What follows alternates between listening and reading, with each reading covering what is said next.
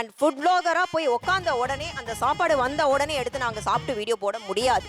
First enter ஆனதும் உங்களுக்கு நீங்கள் அவுட்டர் கவர் பண்ணணும். அதுக்கப்புறம் கிச்சனுக்கு போக சொல்லுவாங்க. அப்புறம் நாங்கள் வந்து அவங்க ப்ரிப்பரேஷன் எடுக்க சொல்லுவாங்க. அவங்க டிசைனாக பிளேட்ஸை வைப்பாங்க. இந்த மாதிரி எடுங்க அந்த மாதிரி எடுங்கன்னுவாங்க. அதுக்கப்புறம் அதை எடுத்துகிட்டு வந்து வச்சு அப்புறம் டேபிள் டைனிங்கில் வச்சு அதை டிசைனாக வீடியோ எடுக்கணும். அதை எடுத்து நாங்கள் சாப்பிட்றதுக்குள்ளே எங்களுக்கு இருக்கிற பசியே போயிடும். அவ்வளோ கஷ்டப்பட்டு தான் அந்த ஃபுட் vlogging பண்ணுறோம். ஈஸியாக ஒரே கமெண்ட்ல ஓசி சோறு சாப்பிட்டுட்டு வந்துட்டேன்னு சொல்லிட்டு போயிட்டே இருப்பாங்க.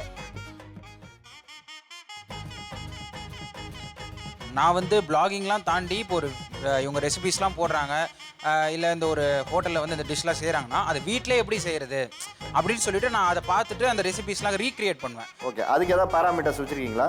பேராமீட்டர்ஸ்ன்றது கிடையாது. இப்போ அவங்க வந்து ஆயில் யூஸ் பண்ணுறாங்கன்னா நான் பட்டர் யூஸ் பண்ணுவேன், சர்க்கரை யூஸ் பண்ணாங்கன்னா நான் வந்து ஹனி யூஸ் பண்ணுவேன். இப்போ மைனஸ் வந்து எக்கில் பண்ணலாம், இல்லை பன்னீர்லேயும் பண்ணலாம்.